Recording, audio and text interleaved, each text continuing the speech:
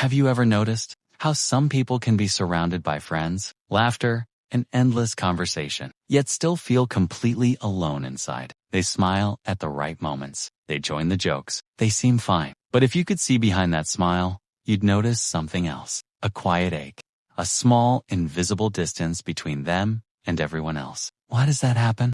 How can someone be in the middle of a crowd and still feel unseen? Let's go deeper, because what you'll hear in the next few minutes might finally explain why you sometimes feel the same way. For some, the story begins long before adulthood, long before they ever knew the word lonely. Maybe they grew up in a home where emotions weren't safe to share, where love existed, but it was quiet, where achievements were noticed, but feelings were ignored. So they learned early that opening up leads to silence, and silence eventually turns into shame.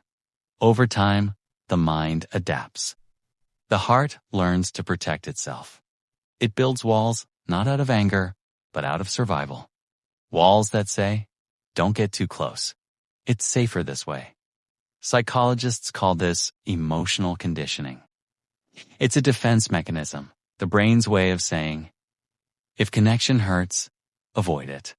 But what starts as protection often becomes isolation.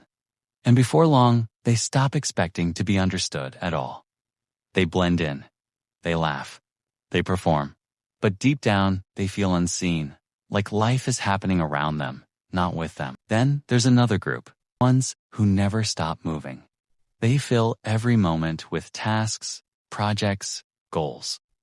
Their schedule is full, but their soul is empty.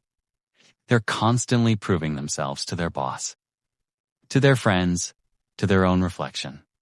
They tell themselves they're too busy for feelings. But the truth is, busyness is their disguise. It keeps them from sitting still long enough to face what's missing. They talk to dozens of people a day, yet none of those conversations touch the heart. Their validation comes from being useful, admired, respected, but rarely from being truly known. And here's the twist. When your sense of worth depends on external approval, you'll always be chasing it. You'll work harder, talk louder, give more, hoping someone will finally notice. But even if 1,000 people clap for you, it still won't feel enough. Because your belonging doesn't live in their hands. It's borrowed, not earned. Rented, not owned. And then? There are the quiet ones. The ones who don't chase noise anymore. They've learned that solitude isn't a punishment, it's peace. They don't hate people. They just value energy. These are the people who outgrew chaos, who no longer measure happiness by how crowded their room is. They've realized that silence has a sound, and it's healing. They wake up, make coffee, watch the sunrise, and feel full. Not because life is perfect, but because it's present. Psychologists call this self-congruence. It's when who you are inside finally aligns with how you live outside. You're no longer pretending to fit in. You're living in truth. You're not chasing connection, you're creating it, starting from within. These people don't need a spotlight or applause. They're not afraid of quiet nights or empty weekends, because they've discovered something powerful. Belonging isn't something you search for. It's something you grow inside yourself. And maybe that's the lesson most of us need to hear. You don't cure loneliness by adding more people to your life.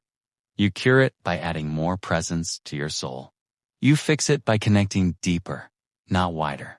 By being honest, by being still, by being kind to your own thoughts. So the next time you find yourself scrolling through photos of people smiling, laughing, and living their best life, don't assume they're happier than you. Some of them feel exactly what you feel. They've just learned to hide it better. Pause for a moment. Breathe. Ask yourself, am I really alone? Or just disconnected from me? Because the truth is, peace doesn't come from being seen by everyone. It comes from being understood by a few and being completely comfortable with the one person you can never escape, the one staring back at you in the mirror.